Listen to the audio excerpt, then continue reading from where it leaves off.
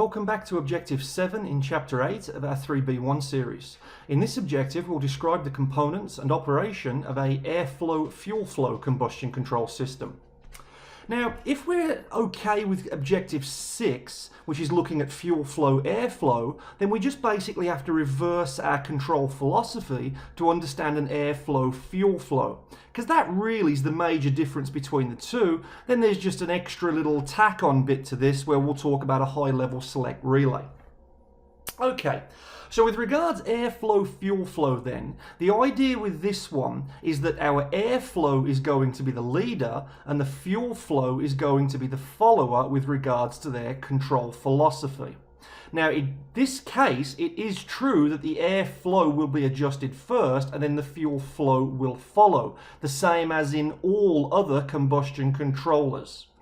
Now the idea with this one then is that the air dampers on the forced draft fan, they're going to be controlled by our master pressure recording controller, meaning they'll output to that directly through the high level select relay.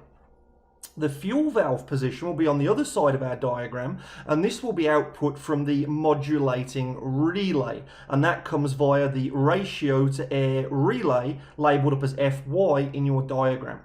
So let's take a look at the diagram itself from figure 11 in your textbook, and then take a look at it once again with an increase and decrease steam demand upon the boiler.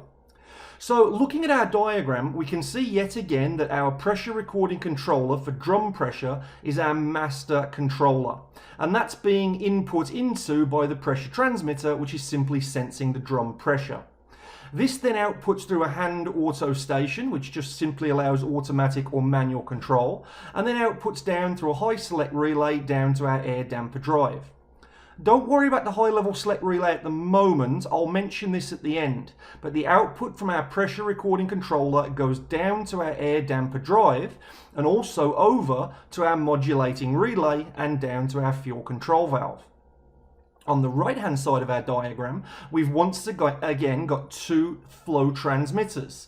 One is on the fuel flow and one is on the airflow. Now that's the same as it was previously, because we had a gas flow and airflow transmitter previously. Well, we've got a fuel flow and airflow transmitter now. However, the difference between the two is that our airflow previously output into the airflow recording controller, and this time around our fuel flow outputs into our fuel flow recording controller. Why? Because of the arrangement of the leader and the follower with regards to their philosophy. Okay, so in this arrangement then, our two flow transmitters with their square root extractors are going to be outputting through that fuel-air ratio relay and into our fuel flow recording controller. The fuel to air ratio relay will look at the two values and look to see if the ratio is set correct for the new firing rate. And if it isn't, it will adjust the set point and output it to the flow recording controller for the fuel. That will then output through the modulating relay, and it will then trim the fuel valve to dial in our new firing rate. Okay, so taking a look at then figure 11 with reference, let's take a look at how we can talk through gradually how this control philosophy will respond to a steam load increase. And it's very, very similar to the one we did in the last objective.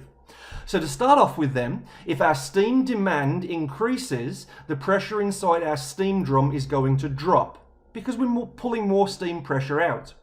Now, the pressure transmitter is going to see a reduction in drum pressure, and the pressure recording controller, which is our master recording controller, that's now going to send an output out to increase the airflow and the fuel flow simultaneously, because again, this is parallel positioning.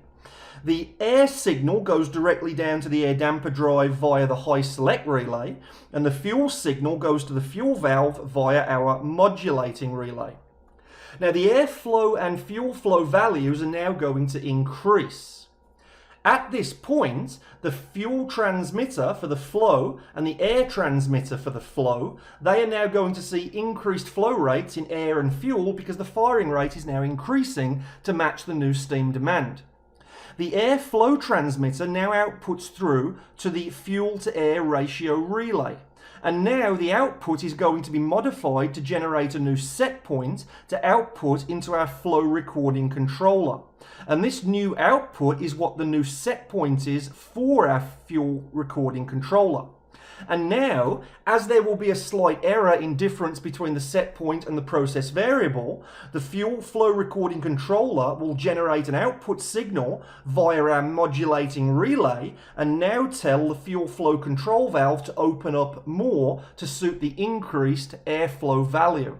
And now, more air, more fuel will equal a higher firing rate to facilitate the increased steam demand. Okay, well let's talk about that again, but let's do a steam load decrease and let's flip everything on its head. So, to start off with then, the steam load decreases. We're not pulling as much pressure out of our drum. So, drum pressure is going to increase. The pressure transmitter is going to see an increase in drum pressure, which outputs into our master pressure recording controller. This now sees the reduced steam demand, so it will now generate a signal out to reduce the airflow and the fuel flow again simultaneously. The airflow goes down to the air damper drive, or should say the airflow signal goes down to the air damper drive via our high select relay, and the signal to the fuel valve goes out via the modulating relay and down to our fuel flow control valve. Now, our firing rate is now being decreased. As the firing rate is being decreased, our airflow transmitter and our fuel flow transmitter are now going to see decreased values. The airflow that's being reduced outputs into our fuel to air ratio relay, and it will now compare the value of the fuel flow to the new airflow signal. Or I should say compare the old fuel flow value to the new airflow signal. Now it will generate a new set point for the fuel flow recording controller, and the error that's there, which is the difference between process variable and set point, i.e. the difference between the fuel flow and the airflow, it will now generate an output signal via the modulating relay, and it will now trim our fuel control valve to get it to pinch off, and the firing rate will be reduced, as we have reduced airflow and fuel flow, giving us a reduction in firing rate, therefore a reduction in steam production. Now, we skipped over the high-level selector. We can see in figure 11, we have this high-level select relay, and we also have a manual loading station, and we didn't have that back in Objective 6 when we discussed our fuel flow airflow combustion controller. The high-level selector on this arrangement is basically a safety feature that's built into the system. And the basic thing that this is attempting to, well, not attempting, that it will prevent, is it will prevent the air being adjusted or trimmed below a safe value. And it will do that by inputting a manual value at the manual loading station. Now that value will be determined by the boiler manufacturer or by a combustion technician that set all of this up. But you can imagine that if we are able to keep trimming the airflow back, because that's how this one's basically working, we could trim it back below a safe value and then we would get insufficient or incomplete combustion. Well, that's dangerous because we're going to now get unburned fuel, carbon monoxide production, free hydrogen, free sulfur, and possibly a furnace explosion. So we have to protect against this, which is the reason for this high-level selector. The manual set point, or the output from our pressure recording controller, is going to be set to a value that will not be allowed to go below.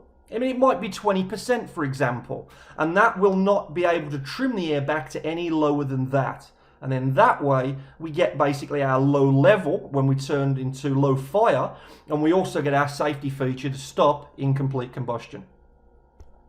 Okay, so that's it for Objective 6. Pretty straightforward if you can get your head around Objective 6, and Objective 6 is straightforward if you can get your head around Objective 5. They all flow into each other as they all use somewhat similar concepts. Okay, let's check out some review questions then of what you might get asked for this objective. So first question, in the airflow fuel flow combustion controller, airflow leads and fuel flow follows, fuel flow leads and airflow follows, it really doesn't matter, or increase air and fuel at the same time. Well, the same as the last objective, the answer to this is in the name.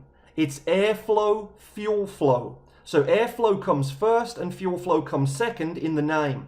So therefore, airflow leads and fuel flow follows. So the answer here is most definitely A. It's the opposite of objective 6 where we looked at fuel flow, airflow.